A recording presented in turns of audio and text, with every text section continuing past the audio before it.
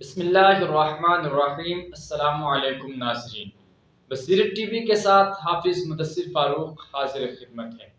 ناظرین محترم، پی P S C اسلامیات کی لیکچرشپ کے 29ویں لیکچر کے ساتھ آج ہم آپ کی خدمت میں حاضر ہیں۔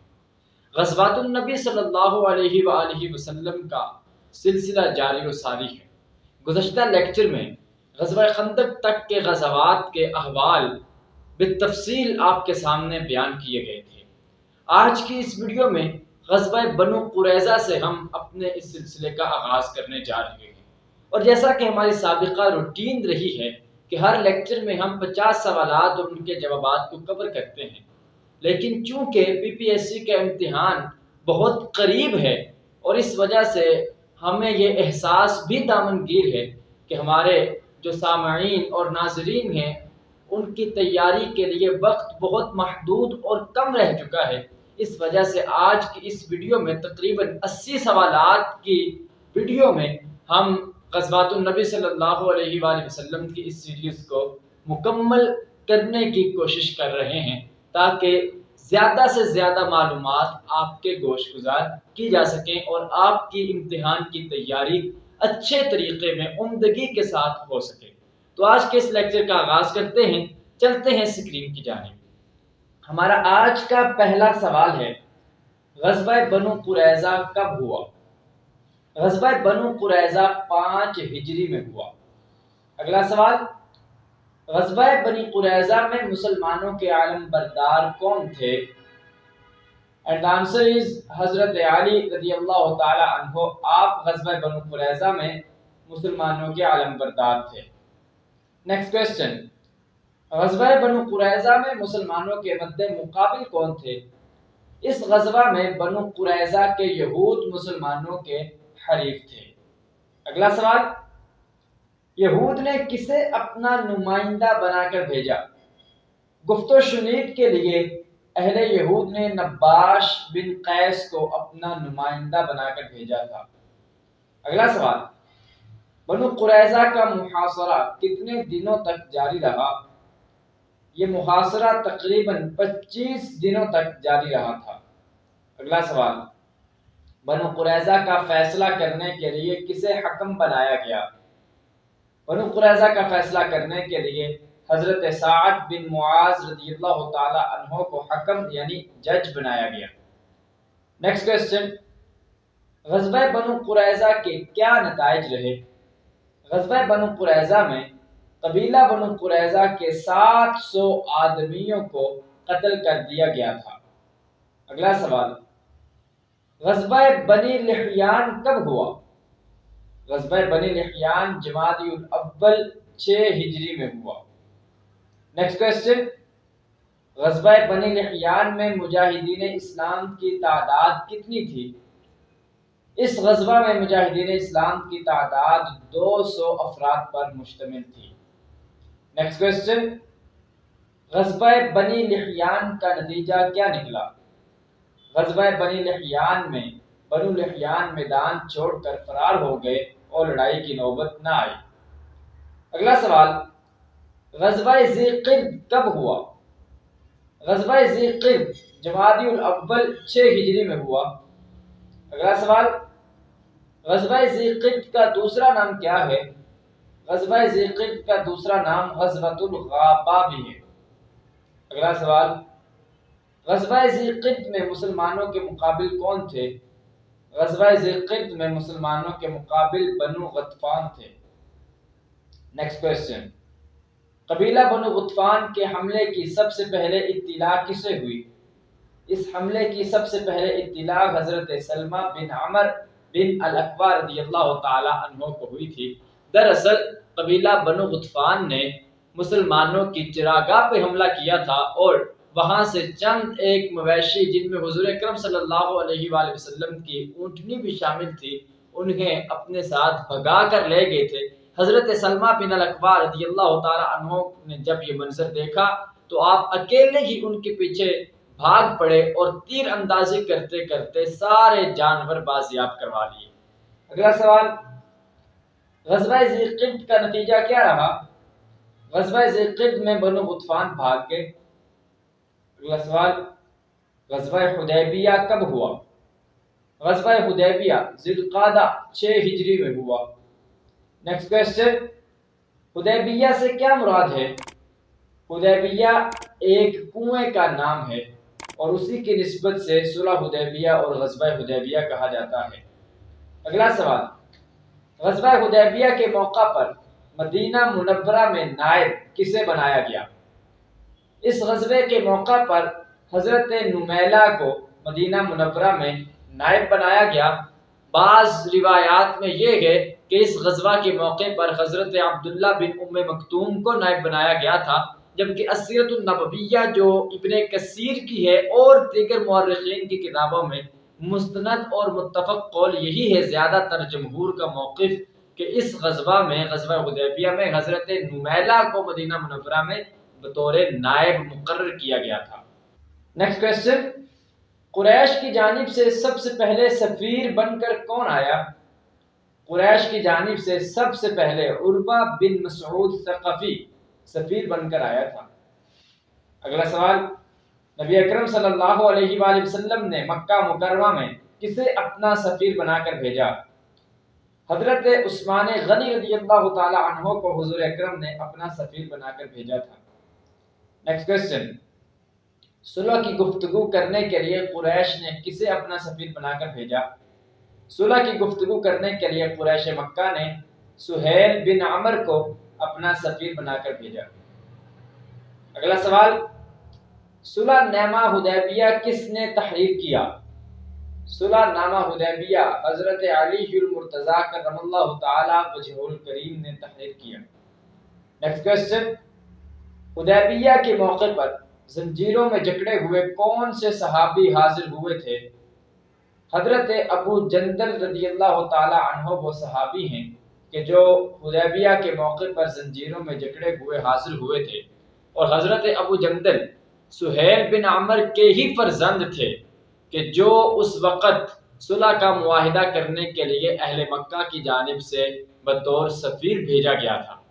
جب صلح نامہ کی شقیں لکھی جا رہی تھیں، ابھی دستخط نہیں ہوئے تھے، سگنیچر نہیں ہوئے تھے، کہ ابو جندل رضی اللہ تعالی عنہ زنجیروں میں جکڑے ہوئے کہیں سے بھاگ کے مسلمانوں کے پاس آ گئے۔ اس وقت سہیل بن عمر نے کہا کہ اب یہ معاہدہ اس وقت مکمل ہوگا کہ جب آپ ابو جندل کو میرے سپرد کریں گے، کیونکہ معاہدے میں ایک شق یہ بھی تھی کہ اگر کوئی مسلمانوں میں سے، اگر کوئی کافروں میں سے کافر ہو مسلمان ہو کر مسلمانوں کے پاس جاتا ہے تو اس صورت میں مسلمان اسے واپس کریں گے۔ تو اس شق کی وجہ سے اس نے کہا کہ اس وقت معاہدہ کی ابتدا ہوگی جب ابو جندل کو ہمارے سپرد کیا جائے گا، جس کی وجہ سے حضرت ابو جندل رضی اللہ تعالی عنہ کو واپس سہیل بن عمر کے سپرد کیا گیا۔ سہیل بن عمر حضرت ابو جندل رضی اللہ تعالی عنہ کے والد ہیں۔ اگلا سوال، حدیبیہ میں حضور اکرم صلی اللہ علیہ وآلہ وسلم کا قیام کتنے دن رہا؟ حدیبیہ میں حضور کا قیام تقریباً 20 دن تک رہا۔ نیکسٹ کویسچن، غزوہ حدیبیہ کا نتیجہ کیا نکلا؟ غزوہ حدیبیہ میں قریش اور مسلمانوں کے درمیان صلح کا معاہدہ طے پایا۔ نیکسٹ کویسچن، فتح مبین کس فتح کو کہا گیا ہے؟ فتح مبین صلح حدیبیہ کو کہا گیا ہے، اور سورۃ الفتح کا شان نزول بھی صلح حدیبیہ کے معاً بعد کا ہے۔ اگلا سوال، غزوہ خیبر کب ہوا؟ غزوہ خیبر محرم 7 ہجری میں ہوا۔ نیکسٹ کویسچن، غزوہ خیبر کے موقع پر مدینہ طیبہ میں نائب کسے مقرر کیا گیا؟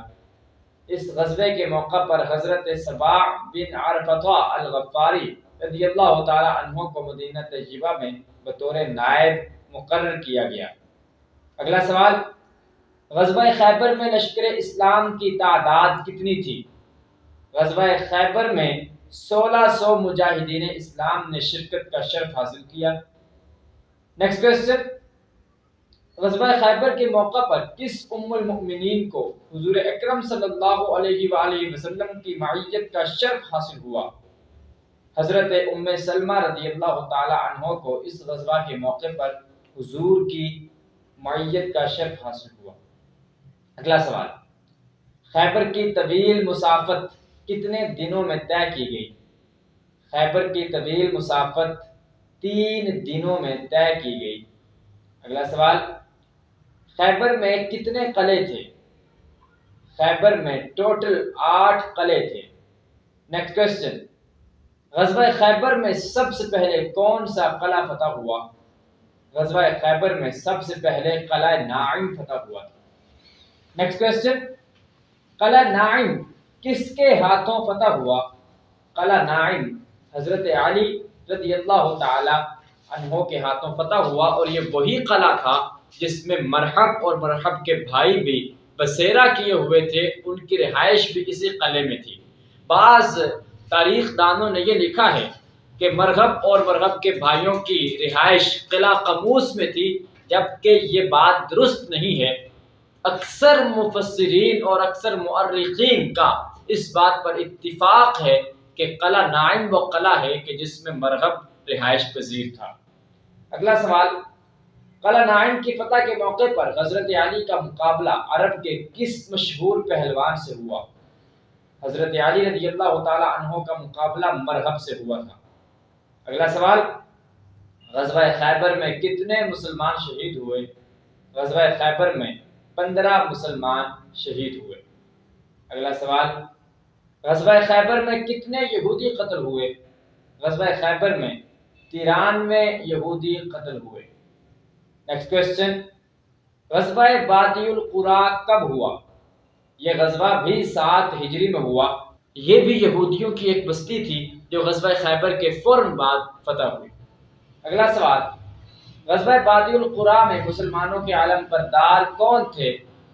اس غزوہ میں حضرت سعد بن عبادہ رضی اللہ تعالی عنہ مسلمانوں کے علم بردار تھے۔ نیکسٹ کوشچن، وادی القریٰ کی فتح کے بعد حضور اکرم صلی اللہ علیہ وآلہ وسلم نے وہاں کتنے دن قیام فرمایا؟ اس وادی کی فتح کے بعد 4 دن تک حضور اکرم صلی اللہ علیہ وآلہ وسلم نے اس بستی میں، اس وادی میں قیام فرمایا۔ اگلا سوال، وادی القریٰ کا والی کسے مقرر کیا گیا؟ وادی القریٰ کا والی حضرت عمر بن سعید بن العاص رضی اللہ تعالی عنہ کو مقرر کیا گیا۔ نیکسٹ کوشچن، غزوہ خیبر کے کیا نتائج برآمد ہوئے؟ غزوہ خیبر کی صورت میں اس کی فتح کی وجہ سے عرب سے یہود کا تسلط ختم ہو گیا، اور اہل عرب میں یہود کا جو گروہ تھا وہ منتشر ہو گیا۔ اگلا سوال، جنگ موتا کب ہوئی؟ جنگ موتا جمادی الاول 8 ہجری میں ہوئی۔ اس جنگ کو بعض احباب غزوہ موتا بھی کہتے ہیں، جنگ موتا بھی کہتے ہیں۔ یاد رکھیں، غزوہ اور جنگ میں فرق یہ ہے کہ غزوہ وہ جنگ ہوتی ہے جس میں حضور اکرم صلی اللہ علیہ وآلہ وسلم بنفس نفیس حاضر ہوئے ہوں اور آپ نے شرکت کی ہو، جبکہ جنگ جس میں حضور شامل نہ ہو۔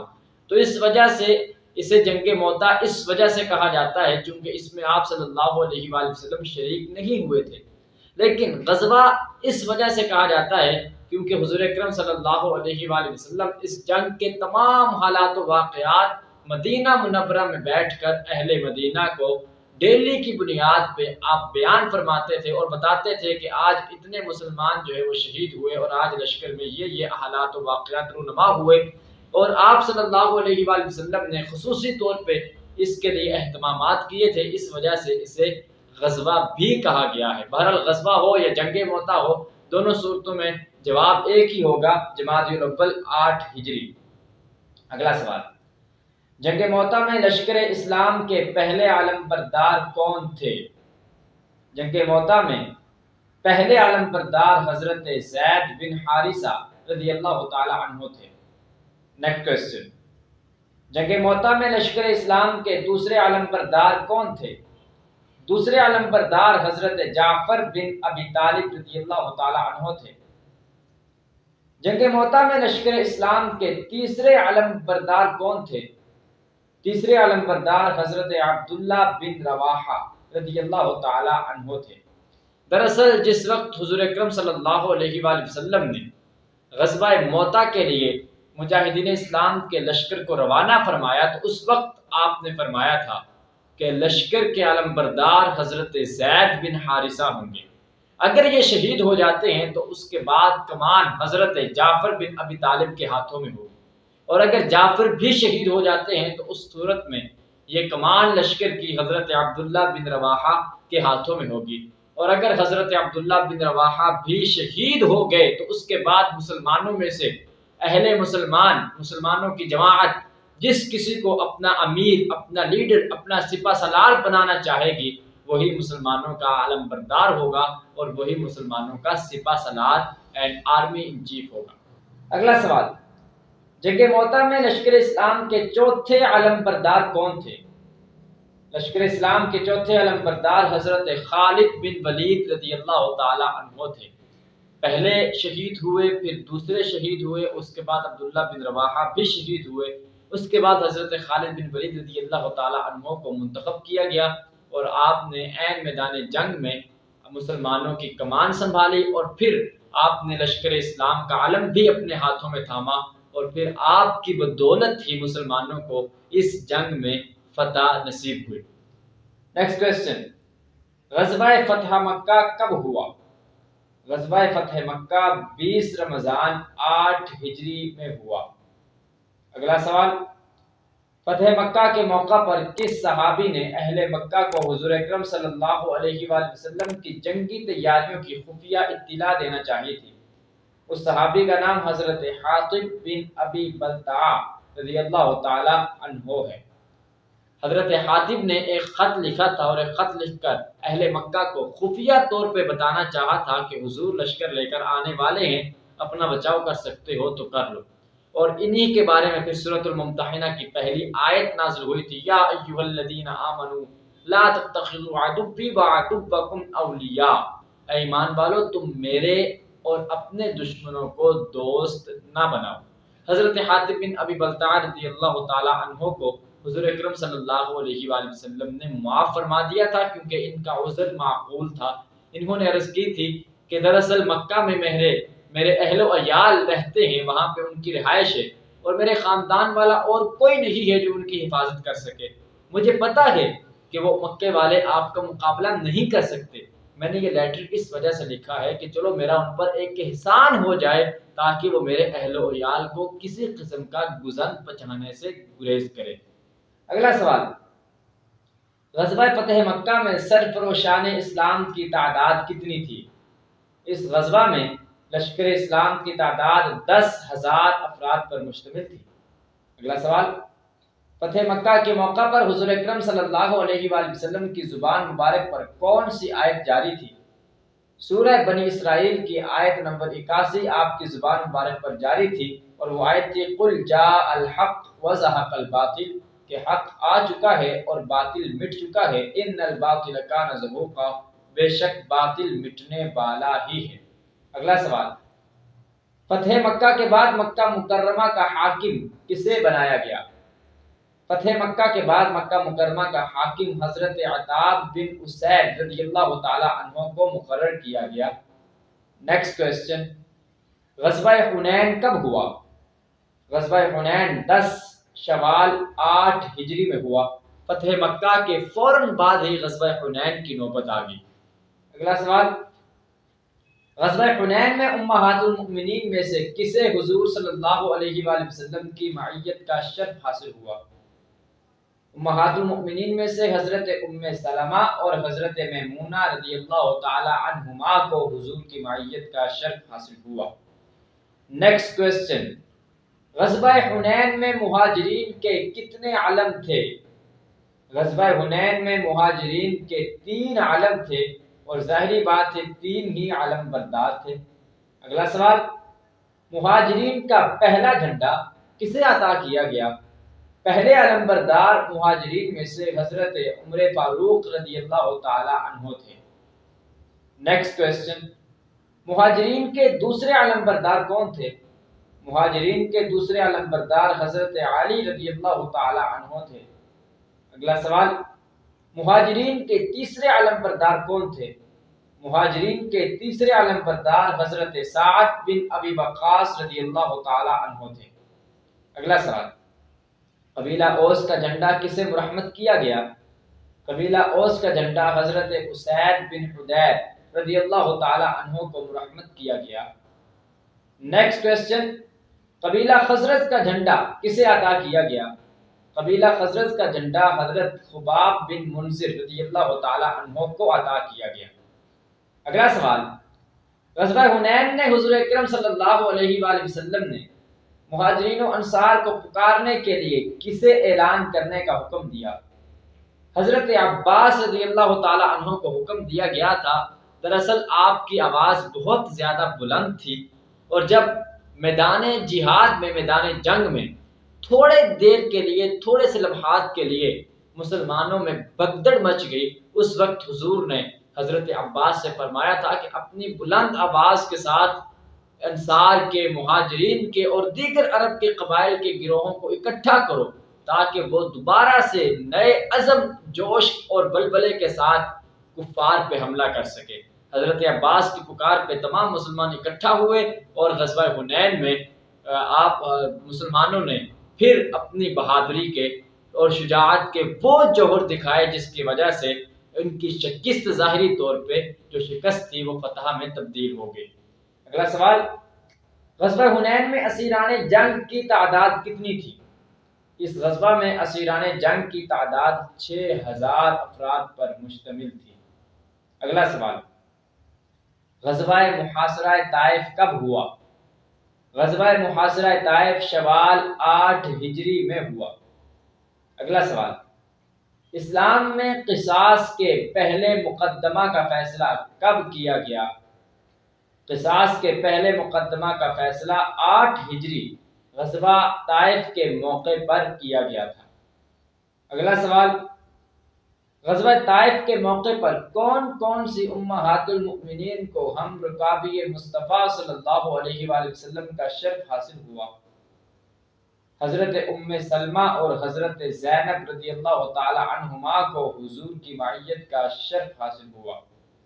اگلا سوال، اسلام میں سب سے پہلے منجنیق کس غزوہ میں تیار کی گئی؟ سب سے پہلے منجنیق غزوہ طائف میں استعمال کی گئی۔ ناظرین محترم، یہ سوال پہلے بھی کسی لیکچر میں ہم نے بیان کیا تھا، اور نیچے کمنٹ سیکشن میں کسی دوست نے کمنٹ کیا تھا کہ غزوہ طائف سے پہلے غالباً غزوہ خیبر کا انہوں نے ذکر کیا تھا کہ غزوہ خیبر میں بھی منجنیق استعمال کی گئی ہے۔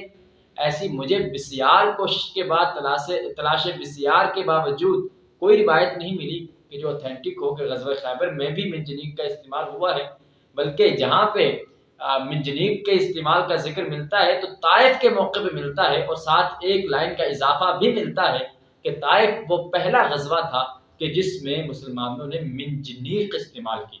منجنیق کیا ہے؟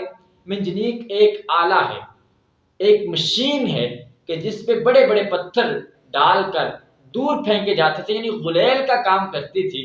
فرق صرف اتنا ہے کہ غلیل میں پتھر چھوٹا ہوتا ہے، منجنیق میں بڑے بڑے پتھر ہوتے ہیں۔ یہ قلعوں کی مضبوط دیواروں کو توڑنے کے لیے استعمال کی جاتی ہے۔ تو منجنیق کا پہلا استعمال اسلام نے وہ غزوہ طائف کے موقع پر ہوا ہے، یہی اتھینٹک ہے۔ غزوہ خیبر کا جواب کہیں بھی مستند کتاب سے نظر سے نہیں گزرا۔ اگلا سوال، طائف کا محاصرہ کتنے روز تک جاری رہا؟ طائف کا محاصرہ 40 دنوں تک جاری رہا۔ نیکسٹ کوسچن، شہدائے طائف کی تعداد کتنی تھی؟ شہدائے طائف کی تعداد 12 افراد پر مشتمل تھی۔ اگلا سوال، غزوہ طائف کا نتیجہ کیا نکلا؟ غزوہ طائف میں فتح کے بغیر ہی محاصرہ ختم ہو گیا۔ دراصل اہل طائف اپنے قلعوں میں پناہ گزین ہو گئے، راشن ان کے پاس وافر مقدار میں رہا۔ 40 دنوں تک حضور اکرم صلی اللہ علیہ وآلہ وسلم نے محاصرہ کیے رکھا۔ اب اس سے پہلے مدینہ منورہ میں اہل مدینہ جو حضور کے صحابی تھے، مدینہ منورہ سے چلے فتح مکہ کے لیے آئے، مکہ کے فوراً بعد غزوہ حنین کی فتح کے لیے چلے گئے، غزوہ حنین کے فوراً بعد یہ طائف کے محاصرے کے لیے آگے۔ ایک لمبا دورانیہ اپنے گھروں سے باہر گزر چکا تھا، تو اس وجہ سے حضور اکرم صلی اللہ علیہ وآلہ وسلم نے اپنے ساتھیوں کو، اپنے اصحاب کو زیادہ تکلیف میں مبتلا نہیں کرنا چاہا، اور آپ محاصرہ اٹھا کر بغیر فتح کے واپس مدینہ منورہ تشریف لے گئے۔ اور اس کا فائدہ کیا ہوا؟ فائدہ یہ ہوا کہ بعد میں طائف کا قبیلہ مسلمان ہوا اور اسلام قبول کیا، اور اسی جگہ پہ جہاں پہ حضور اکرم صلی اللہ علیہ وآلہ وسلم کے لشکر نے پڑاؤ کیا تھا، ایک بڑی عظیم الشان مسجد کی تعمیر کر دی۔ یقیناً حضور اکرم صلی اللہ علیہ وآلہ وسلم کی نگاہ نبوت ان تمام حالات اور واقعات کا مشاہدہ کر رہی تھی، اسی وجہ سے آپ اس وقت طائف کا محاصرہ اٹھا کر واپس مدینہ منورہ تشریف لے گئے۔ اگلا سوال، غزوہ تبوک کب ہوا؟ غزوہ تبوک رجب 9 ہجری میں ہوا۔ اگلا سوال، کس غزوہ کے موقع پر حضرت ابوبکر صدیق رضی اللہ تعالی عنہ نے گھر کا سارا ساز و سامان راہ خدا میں پیش کر دیا تھا؟ اس غزوے کا نام ہے غزوہ تبوک۔ اگلا سوال، غزوہ تبوک کے موقع پر مدینہ منورہ میں نائب کسے مقرر کیا گیا؟ اس غزوہ کے موقع پر نائب حضرت محمد بن مسلمہ رضی اللہ تعالی عنہ کو مقرر کیا گیا تھا۔ نیکسٹ کوسچن، کس غزوہ میں حضرت علی رضی اللہ تعالی عنہ کو ازواج مطہرات اور اہل بیت کی حفاظت کی ذمہ داری سونپی گئی؟ غزوہ تبوک میں حضرت علی کو حضور اکرم صلی اللہ علیہ وآلہ وسلم نے مدینہ منورہ میں رہنے کا حکم نامہ جاری فرمایا۔ حضرت علی اس غزوہ میں شامل نہ ہو سکے کیونکہ آپ کو حضور اکرم صلی اللہ علیہ وآلہ وسلم نے اہل بیت اطہار کے افراد کی نگہداشت، ان کی حفاظت کی ذمہ داری سونپی تھی تاکہ آپ مدینہ منورہ میں رہ کر اس ذمہ داری کو بحسن و خوبی انجام دے سکیں۔ اگلا سوال، غزوہ تبوک میں کتنے مجاہدین حضور اکرم صلی اللہ علیہ وآلہ وسلم کے ساتھ ہم رکاب تھے؟ اس غزوہ میں 30,000 مجاہدین حضور کے ہم رکاب تھے۔ نیکسٹ کوسچن، غزوہ تبوک میں لشکر کا سب سے بڑا پرچم کسے عطا کیا گیا؟ اس غزوہ میں سب سے بڑا پرچم حضرت ابوبکر صدیق رضی اللہ تعالی عنہ کو عطا کیا گیا۔ اگلا سوال، غزوہ تبوک میں لشکر کا دوسرا بڑا جھنڈا کسے عطا کیا گیا؟ دوسرا بڑا جھنڈا حضرت زبیر بن عوام رضی اللہ تعالی عنہ کو عطا کیا گیا۔ نیکسٹ کوسچن، غزوہ تبوک میں قبیلہ اوس کے علم بردار کون تھے؟ غزوہ تبوک میں اوس کے علم بردار حضرت اسید بن حضیر رضی اللہ تعالی عنہ تھے۔ اگلا سوال، غزوہ تبوک میں قبیلہ خزرج کے علم بردار کون تھے؟ خزرج کے علم بردار حضرت حباب بن منذر رضی اللہ تعالی عنہ تھے۔ نیکسٹ کوسچن، کس غزوہ کے موقع پر حضور اکرم صلی اللہ علیہ وآلہ وسلم نے حضرت عبد الرحمن بن عوف رضی اللہ تعالی عنہ کی اقتداء میں نماز ادا کی؟ غزوہ تبوک کے موقع پر حضور اکرم صلی اللہ علیہ وآلہ وسلم نے حضرت عبد الرحمن بن عوف کی اقتداء میں نماز ادا کی۔ ناظرین محترم، ایک کنسپٹ بنا ہوا ہے اور اکثر ہم یہ بات سنتے آئے ہیں کہ حضور اکرم صلی اللہ علیہ وآلہ وسلم نے حضرت ابوبکر صدیق رضی اللہ تعالی عنہ کی اقتداء میں نماز ادا کی، وہ تو آپ کی بیماری کے ایام میں ہے، لیکن ایک اور صحابی بھی ہیں کہ آپ نے حالت صحت میں جن کی اقتداء میں نماز ادا کی ہے۔ غزوہ تبوک کے موقع پر حضرت عبد الرحمن بن عوف آپ کی اقتداء میں حضور نے نماز ادا کی۔ نماز کون سی تھی؟ وہ نماز فجر تھی۔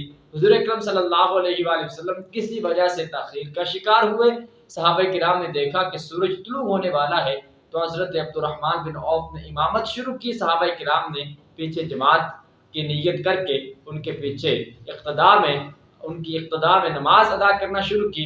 حضور اکرم صلی اللہ علیہ وآلہ وسلم تشریف لائے تو ایک رکعت مکمل ہو چکی تھی۔ حضور اکرم صلی اللہ علیہ وآلہ وسلم نے ایک رکعت حضرت عبد الرحمن بن عوف کی اقتداء میں مکمل کی۔ تو حضرت عبد الرحمن وہ واحد صحابی ہیں کہ حالت صحت میں جن کو حضور کی امامت کا شرف حاصل ہے۔ اگلا سوال، غزوہ تبوک کا ذکر قرآن پاک کی کس صورت میں ہے؟ غزوہ تبوک کا ذکر قرآن پاک کی سورۃ التوبہ میں ہے۔ غزوہ تبوک میں مجاہدین اسلام کثیر تعداد میں شریک ہوئے، جیسے 30,000 مجاہدین اسلام تھے، ان میں سے کچھ ایسے لوگ بھی تھے کہ جو مدینہ منورہ میں رہ گئے۔ یاد رکھیں کہ غزوہ تبوک کا دوسرا نام جیش العسرہ ہے۔ عسرہ کہتے ہیں تنگی کو، جیش کہتے ہیں لشکر کو، یعنی تنگی والا لشکر، کیونکہ اس لشکر میں سفر بہت طویل تھا اور موسم بھی گرمی کا تھا، اور ایسا موسم تھا کہ جس میں اہل عرب کے پھل پک چکے ہوتے ہیں، پکے ہوئے پھلوں کو چھوڑ کر، باغات کو چھوڑ کر، گرمی کا سفر کر کے ایک دور دراز کے علاقے میں جانا یقیناً یہ وہی کر سکتا ہے کہ جس کا دل ایمان اور اسلام کی شمع سے فروزاں ہو۔ اس غزوہ میں جتنے بھی منافقین تھے وہ تھوڑی دور کا سفر کر کے واپس پلٹ آئے اور واپس مدینہ میں چلے گئے۔ منافقین سے تو اللہ تعالیٰ کے نبی صلی اللہ علیہ وآلہ وسلم نے کوئی ان سے سروکار نہ رکھا۔ وہیں کچھ ایسے لوگ بھی تھے اس غزوہ کے موقع پر کہ جو ایمان والے تھے، مومن تھے، جا سکتے تھے لیکن کسی وجہ سے نہ جا سکے، اور کچھ ایسے تھے کہ جو بلا وجہ بغیر کسی عذر کے شامل نہ ہو سکے۔ ان میں سے 3 لوگوں کا تذکرہ جو اللہ تعالیٰ نے سورہ توبہ میں بھی کیا ہے وہ قابل غور ہیں۔ وَعَلَى الثَّلَاثَةِ الَّذِينَ خُلِّفُوا کے 3 وہ جو پیچھے رہ گئے تھے، جن کی توبہ قبول نہیں ہو رہی تھی، اور بڑے عرصے کے بعد اللہ تعالیٰ نے ان کی توبہ قبول کی، جن میں ایک حضرت کعب بن مالک رضی اللہ تعالیٰ عنہ بھی تھے۔ تو بہرحال سورہ توبہ میں ان لوگوں کی توبہ بھی قبول کی گئی۔ ان لوگوں کا ذکر بھی کیا گیا کہ جو غزوہ تبوک میں جانا چاہتے تھے لیکن ان کے پاس اخراجات نہیں تھے، وہ آئے، واپس پلٹے اس حالت میں کہ ان کی آنکھوں سے آنسو بہہ رہے تھے اور ان کی آنکھوں سے اشک رواں کا سیل جاری تھا، کیونکہ ان کے پاس غزوہ میں شامل ہونے کے لیے مال و دولت کی کمی تھی۔ تو یہ وہ غزوہ تبوک ہے جس غزوہ تبوک کے لیے وافر مقدار میں لوگوں نے مال اور اسباب پیش کیے۔ حضرت ابوبکر صدیق رضی اللہ تعالیٰ عنہ پورے گھر کا سارا سامان لے کے آگئے۔ حضرت عمر فاروق رضی اللہ تعالیٰ عنہ نے اپنی آدھی جاگیر حضور اکرم صلی اللہ علیہ وآلہ وسلم کو اس غزوہ میں پیش کر دی۔ تو غزوہ تبوک یہ جیش العسرہ بھی کہلاتا ہے، اور کس کے خلاف ہوا تھا؟ مد مقابل کون تھے؟ رومیوں کا لشکر تھا جو تیاری کر رہا تھا مسلمانوں پہ حملے کی۔ تو حضور اکرم صلی اللہ علیہ وآلہ وسلم نے قبل اس کے کہ وہ حملہ کرتے، آپ ان کے علاقوں میں پہنچ گئے۔ ان کو وہم و گمان بھی نہیں تھا، جب رومیوں نے آپ کے لشکر کو دیکھا تو انہیں مقابلے میں آنے کی ہمت نہ ہوئی، وہ مقابلے میں نہ آ سکے۔ ہاں، اس کا فائدہ کیا ہوا؟ فائدہ یہ ہوا کہ ارد گرد کے جتنے بھی قبائل تھے ان تک اسلام کا تعارف پہنچا، اور انہوں نے اسلام کو کچھ قبائل نے قبول بھی کیا، مشرف با اسلام بھی ہوئے، جو کہ اس میں بہت زیادہ اس نوعیت کا فائدہ حاصل ہوا۔ اور غزوہ تبوک ہی وہ غزوہ ہے کہ جو حضور اکرم صلی اللہ علیہ وآلہ وسلم کی زندگی کا آخری غزوہ بھی ہے۔ سوال پوچھے جا سکتے ہیں کہ غزوہ تبوک کا دوسرا نام کیا ہے؟ جیش العسرہ۔ غزوہ تبوک کا ذکر سورۃ توبہ میں ہے۔ غزوہ تبوک میں پیچھے رہ جانے والے کتنے لوگ تھے اور ان میں سے نامی کتنے لوگ تھے؟ 3 مسلمان تھے۔ اور غزوہ تبوک جو حضور اکرم صلی اللہ علیہ وآلہ وسلم کا آخری غزوہ ہے اس کا نام کیا ہے؟ اس کا نام بھی غزوہ تبوک ہی ہے۔ ناظرین محترم، اس کے ساتھ ہی ہمارے آج کے اس لیکچر کا دورانیہ مکمل ہوا چاہتا ہے۔ کل انشاءاللہ العزیز مزید کسی ٹاپک پہ نئے سوالات کے ساتھ آپ کی خدمت میں حاضر ہوں گے۔ اللہ رب العالمین ہم سب کا حامی و ناصر ہو۔ والسلام۔